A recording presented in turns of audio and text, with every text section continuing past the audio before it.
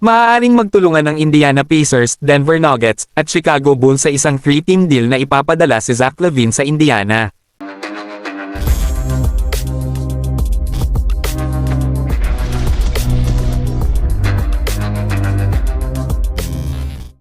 Ang Chicago Bulls ay hindi makakahanap ng tahanan para kay Zach LaVine dahil po ang franchise ay naghahanap ng isang muling mag-rebuild na starting with a high pick sa 2025 NBA Draft.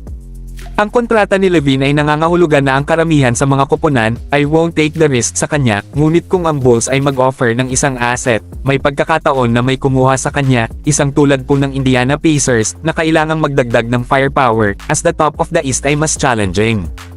Ang Pacers po would need to part with a player na kanilang pinagkakatiwalaan tulad ni TJ McConnell, ngunit ang isang healthy na si LaVine ay maaaring could make the Pacers unstoppable offensively. No use ang Bulls para kay McConnell para mailipat nila siya sa Nuggets na naghahanap ng backup guard after salary dump ang Reggie Jackson sa Hornets.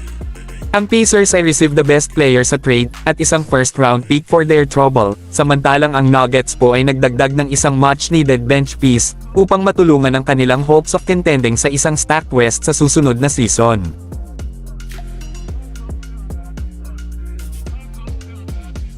Ipinakita po ng Bulls na hindi nila pinahahalagahan ang pagkuha ng mga draft pick when they can look at tangible young players na nasa NBA na. Ang deal na ito ay nagdadala sa kanila ng 3 such players, kabilang ang isang lottery pick mula sa 2024 NBA Draft tulad ni Jarace Walker. Si Zeke Nnaji ay isang serviceable backup NBA center na 23 taong gulang pa lamang, habang si Jalen Pickett ay may high ceiling for a second-round draft pick na napili noong nakaraang season. Pinalakas ng Bulls ang kanilang guard core sa pagdagdag ni Josh Giddey sa ibabaw ni Kobe White, Ayo Dosunmu, at Jevon Carter, not even including LaVine. Ang deal na ito ay nagdudulot sa kanila ng matagal na opsyon sa power forward na maaaring mag-grow kasama ni Patrick Williams upang lumikha ng isang defensive forward tandem. Nag-average si Walker ng 3.6 points at 1.9 rebounds sa limitadong minuto sa Indiana noong nakaraang season, ngunit ito ay isang promising prospect. Hindi pa nakakapasok si Nnaji sa rotation ng Nuggets, ngunit isa siyang stretchable big man na may versatility sa court. Ang Bulls ay hindi maaaring humingi ng magkano sa isang trade kay LaVine, kaya getting these pieces back ay isang malaking panalo para sa franchise. Pinahintulutan ng Nuggets na madrain ang talent mula sa kanilang roster nitong mga nakaraang taon as the franchise watched sina Bruce Brown at Kentavious Caldwell-Pope walk for absolute no return.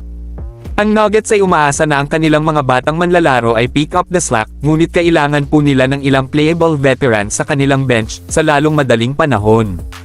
Ang pagiging bahagi ng deal na ito ay nagpapahintulot sa kanila na gawin iyon, as TJ McConnell is arguably one of the best backup guards in the NBA. Kinailangang itapon ng Nuggets si Reggie Jackson sa Charlotte Hornets sa kanyang $5 million na kontrata na naging albatross para sa mga dating kampyon.